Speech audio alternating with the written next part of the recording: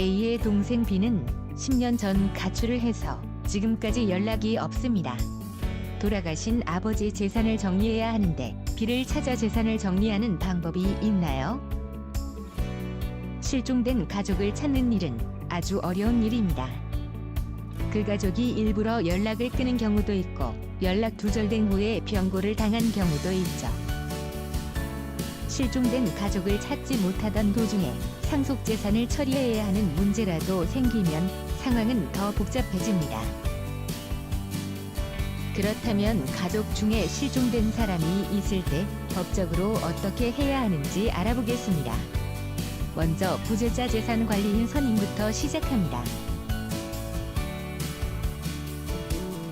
부재자란 종래의 주소를 떠나 상당 기간 그 주소로 쉽게 돌아올 가망이 없거나 자신의 재산을 직접 관리할 수 없는 상태에 있는 사람을 말합니다.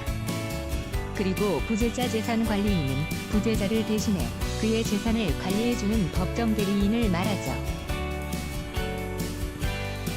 통상 부재자 재산 관리인을 선임해달라는 청구는 부재자가 공동 상속인이 됐을 때 많이 이루어집니다. 가족 중에 실종된 사람이 있으면 일정 기간 적극적으로 찾다가 포기하고 연락이 올 때까지 기다리기 마련인데 부재자의 동의가 반드시 필요한 상황에서는 마냥 기다릴 수가 없습니다. 부재자 재산 관리인이 선임되기 위해서는 가정법원에 관리인을 선임해달라는 청구를 하여야만 합니다. 관리인은 형제나 친척 중 누가 되더라도 상관없습니다. 부재자의 재산을 잘 관리해줄 사람이면 충분합니다. 형제나 친척 중에 마땅한 사람이 없다면 법원이 변호사 등 전문가를 선임할 수도 있습니다. 위 부재자 재산 관리인 선임 청구가 있으면 법원은 실종된 가족이 부재자인지 판단하기 위해 여러 사실조회를 합니다. 이 사실조회를 통해 부재자의 소재를 파악할 수 있죠. 구체적으로 현재 국내에 있는지, 교도소에 수감되어 있는 것은 아닌지, 변사부부는 없었는지, 휴대전화를 쓰고 있는지 등을 조회하죠. 만약 이 사실조회 과정에서 실종된 가족의 기록이 나오면 직접 연락할 방법이 생기겠죠. 반면에 이 조회를 통해서도 그 가족의 소재를 알 수 없다면 이젠 합법적인 수단으로 그 가족을 찾을 방법은 더 이상 남아있지 않다는 뜻이 됩니다. 그럼 부재자 재산 관리인이 선임되겠죠. 가족 중에 실종된 사람이 있을 때 재산 관리인 선임을 할 수 있다는 점을 봤습니다. 이제는 실종 선고로 넘어갑니다.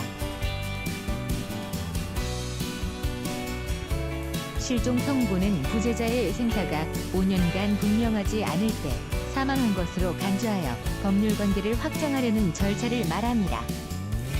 경찰서에 하는 실종 신고와는 다른 의미죠. 부재자 재산 관리인 선임 절차는 부재자의 재산 관리를 목적으로 하는 반면 실종 선고는 부재자를 사망 처리한다는 점에서 큰 차이가 있습니다. 이 실종 선고 역시 가정법원에 청구를 하여야 받을 수 있습니다. 실종 선고 청구를 받은 법원은 부재자 재산 관리인 선임 절차와 마찬가지로 각종 사실 조회를 하는데요. 부재자 재산 관리인 선임 절차에서 이미 한번 사실 조회를 했다고 하더라도 그 이후에 변동이 있을 수 있기 때문에 동일한 내용의 사실 조회를 다시 하여야 하는 것이 원칙입니다. 실종 선고 절차에서는 최소 6개월의 공시 최고 기간이 있습니다. 법원은 부재자 또는 부재자의 생사를 아는 사람에게 위 공시기간 동안 법원에 부재자의 생존 사실 또는 사망일자 등을 신고하라는 내용으로 공고하죠. 이 공시기간이 있기 때문에 실종 선고 절차는 부재자 재산 관리인 선임 절차보다 시간이 오래 걸립니다. 위 사실조회를 통해서도 소재를 알 수 없고 공시 최고 기간 동안 어떠한 신고도 없었다면 실종된 가족이 가출한 때 또는 최후 연락이 되었던 때로부터 5년이 지난 시점에 그 사람은 사망한 것으로 간주됩니다. 따라서 그 가족을 빼고 상속 절차를 마무리할 수 있고 또는 그 가족의 재산을 상속받을 수도 있습니다.